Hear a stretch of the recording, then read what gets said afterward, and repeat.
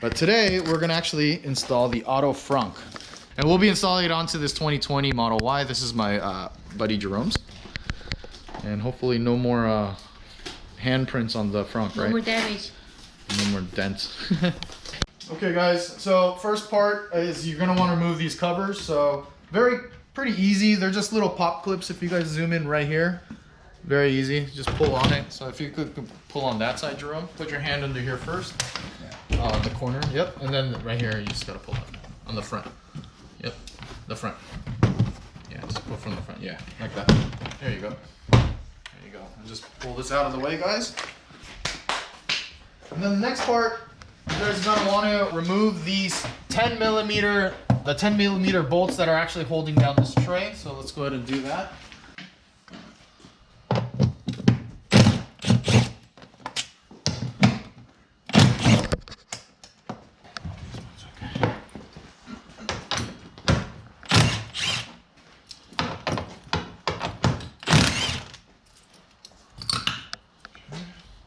Alright guys, next step is we're gonna have to pop this out. Hold on. Before we pop this out, we gotta pop this out. There we go. There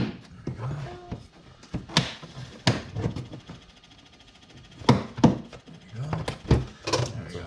And then unplug this. Okay. Lo and behold. All right, so there's the front motor. This is the battery management system, AC system. This is your 12-volt battery, guys. If that ever goes bad, now you know how to get to it. You just got to remove all these panels. Now, what we're gonna mess with today, everyone, is actually right here. So we're gonna mess with these, but before we start here, we need to get really deep down inside here, everyone. This is where the hood struts are gonna be replaced. Okay. All right, guys, we have a very interesting find with Jerome's car in California. Not pretty rare here in California, right, Jerome? Yeah, pretty rare. So what do we find, Jerome? No, just evidence of rodent activity. Rats like to get into it, so it's nice to know where in cars. Everyone knows strut towers because they crawl in through the tires. Usually you'll see like rat prints or rat droppings in the dust. Where did you see rat droppings in yours? So here's one area that they were hanging out right by the battery across this strut bar here. And then also right above this manifold here, there was a lot that I just vacuumed up. But you definitely want to vacuum it up and then try to just use repellent spray, peppermint or pine sol, and it'll keep them away from that area. You don't want them hanging out here because eventually they'll get bored and they'll start chewing on the wires. Yeah, it would have been bad if they chewed on that wire, right? Yep. Have toasty rats. Okay guys, so this is actually the hardest part of the install. Let me go ahead and show you guys what we're dealing with the new one. Basically, there is a strut, and if you guys see, there is a metal collar right here, and you want to use a pick tool, lodge it in there, and pull it back, and this whole thing pops out. Jerome's trying to do that with a pick tool. Now the Model Y is buried way down in there, so it is a little tricky. So we're gonna spend a couple minutes and try to get that done, guys. All right, guys, so that's exactly what we're dealing with. If you guys look down there, that's the strut that we're trying to remove, and you're trying to get that collar backed out. We're trying it with the pick tool. I think Jerome's gonna resort to a screwdriver, so wish us luck, and we'll try to move on. Jerome got this out. So you do have that locking collar on top, as well as the bottom. The bottom is a little hard to access with just a screwdriver, so that's kind of why I think everyone recommends a pick tool. The top you can easily access with a screwdriver. So Jerome's taking care of this side, and then we're gonna move on to the latch as well as the wiring. I think this rodent problem is a lot worse than we thought. This is actually firewall material with a bunch of rat poop. And there are wires just hanging by a thread in there. I don't know if you guys can see the green wire right there, but there's a lot of copper exposed, and that's no good. We are at the portion where we're doing the latch install. Jerome's going and handling that. There are some kind of strange zip tie thing, Jerome, right? To hold the two ball joints together. Yeah, so you have an extra for your emergency release cable right here, and then you zip tie it so it doesn't fall out when one ball is active and the other one's not. Gotcha. So when you're pulling on one, it doesn't, you know, knock everything out. Now, guys, one big thing that we had a huge hurdle on was the brackets that you have to install that comes with the Hansshow kit. The brackets, not only are they in a very, very awkward position, you just can't get any leverage for any sockets down there, right? Well, if you have a 5mm Allen key, we actually end up using... Like, this is some of the kind of tool that we had to use. It's like a right angle thing that you twist to tighten it. So you just can't get any leverage back there. So that was probably the most challenging part of this install. Now we're at the last part. We're finishing up this latch. We're gonna do the emergency cable, wire up everything, and then reinstall all the panels. A lot of fiddling around with the bracket here. Jerome, can you go ahead and demonstrate how the hood looks like when it closed? And now we're running into a bunch of issue, guys.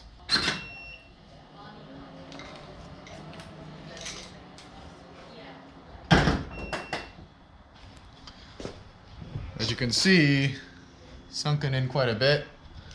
Over here, coming out quite a bit. It's leading us to believe that maybe it might be the brackets that we installed all the way into the very far corner, and that would suck. So this is quite a bit long later, right, Jerome? Yeah. Yeah, this is several hours later. Yeah, we're stuck. And the reason being is the brackets that came with the Hansshow units, they have a lot of play. So if it's off by a little bit, the mounting point goes up or go down, and that's what was causing this hood to misalign from the beginning. So from the rear points here and there, that's where it was off. And no matter how much we adjusted the latch here, nothing would work. So Jerome's actually back in the process of readjusting the brackets, and then we'll put the struts back on. It's quite a tight squeeze, guys. If you look at his arms, it's all cut up. So we'll jump back into this and then give you guys an update. We're still stuck on the same issue. You guys want to check these brackets that come with the Hansshow kit. We're noticing a couple things. This driver's side won't lower any further just due to how the bracket is designed. I mean, the only other option that we're finding now is we're gonna have to basically grind the bracket. I mean, we've tried adjusting the bracket as much as we can. This side he got down pretty good. So when he puts the the plastic cover back in, it's pretty even on this side. This side it's still too high. Yeah, and he's been wrestling for this with about like 3-4 hours now, 5 hours. Hey Jerome, you see he busted out some heavy machinery. What's going on here? Grinding, just grinding the bracket down so I can rotate a little bit more. Mark the areas I'm going to grind down. I'm probably going to grind down a couple millimeters of it. It should be able to rotate so that I want the back flatter towards the firewall so that the ball here could be dropped a little bit.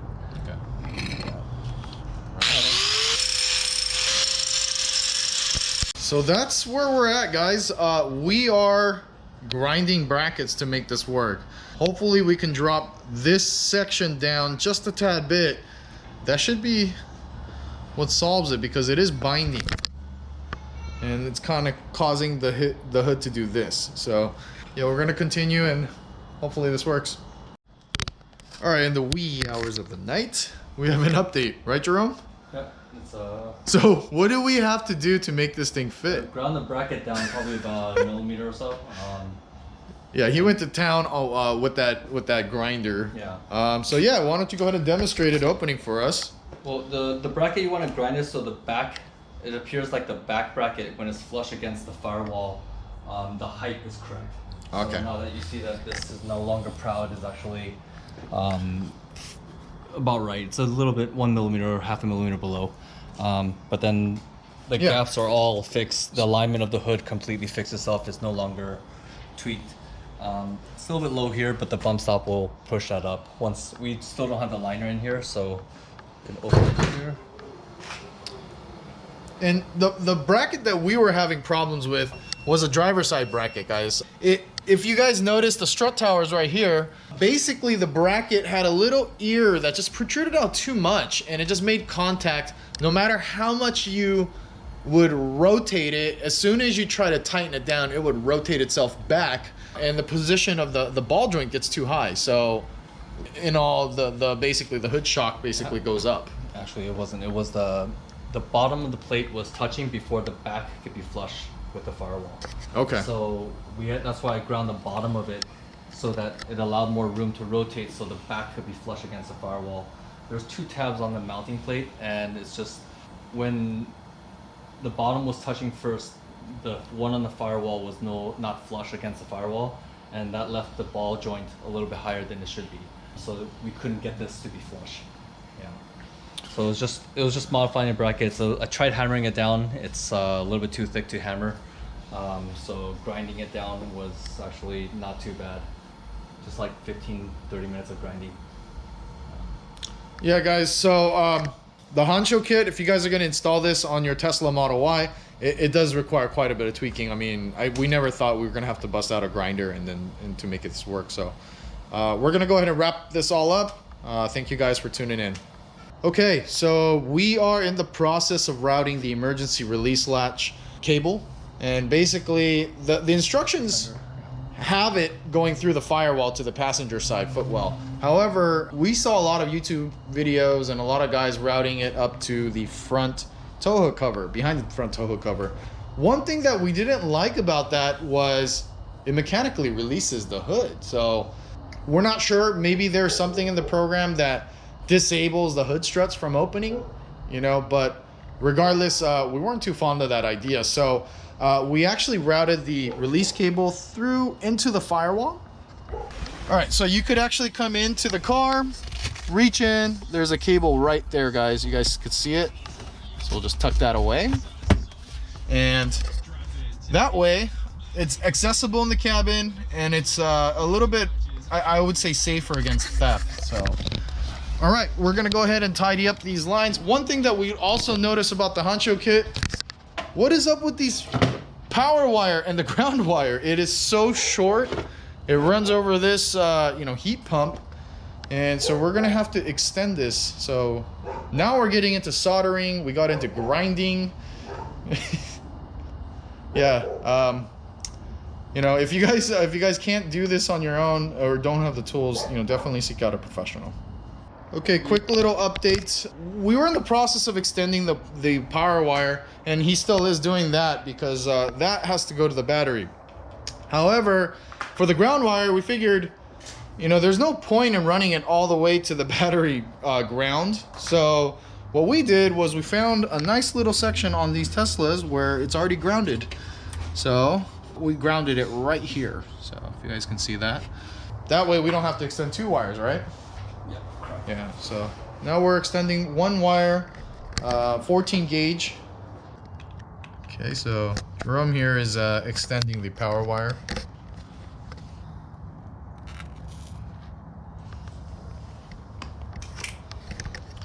Okay, and we're all wrapped up here. So we wanted to clean up the wiring here.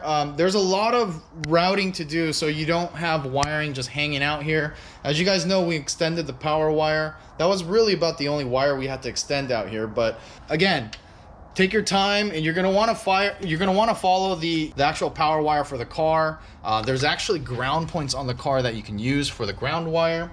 And make sure that your zip ties are nice and out of the way so that you're not pinching these wires as the front comes down. So make sure everything's electrical taped where you need to.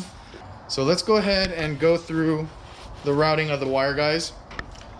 Okay, so from the front we have the latch set up, and then we have from here, if you guys look, I'm gonna go ahead and zoom in.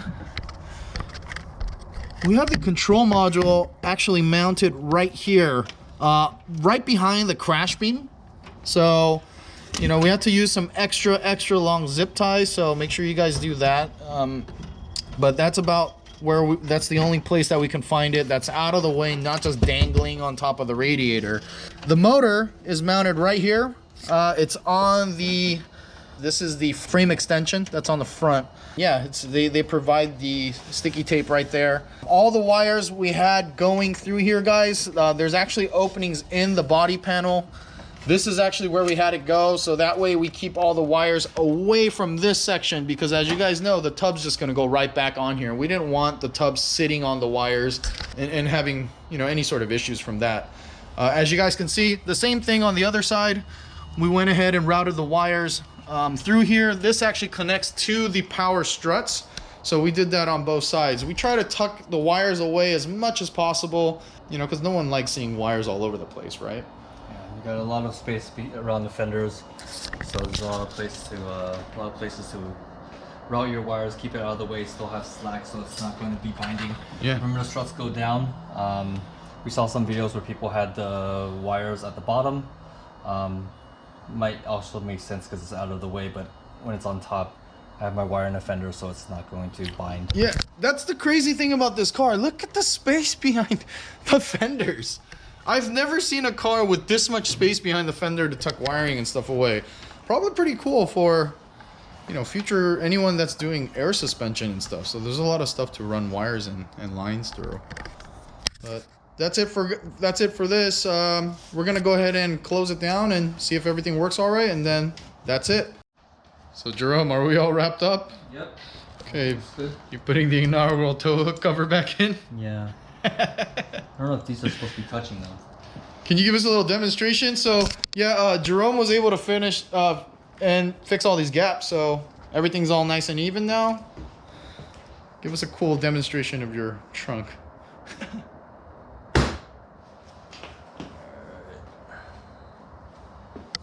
So opening the trunk opens it and closes it. So with the app, you can open the front, and then you're just pushing the open button, right? Yeah, and then you have to. It says Push you have it to open manually again? close it, but you confirm and it closes it. Nice. You should also test the screen in the car. Make sure it does the same thing. Okay.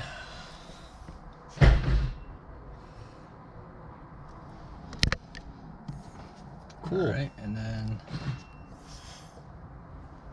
now you can close your frunk from inside the car. Was it worth it? Yep. Was it worth grinding all those brackets? Well, if you like messing with cars, why not? All right. All right, guys. Thank you guys again for tuning in. Thank you, Jerome, for lending your house and being such a good sport. I would say if you guys have the kind of task down, now you think it's about a 3 to 4 hour install process? Yeah. Okay. 3 to 4 hours, guys. Budget, you know, a good time in your weekend, because you don't want to get stuck without your car. Otherwise, you know, you're probably not going to be able to drive it. So thank you guys for watching, and stay tuned.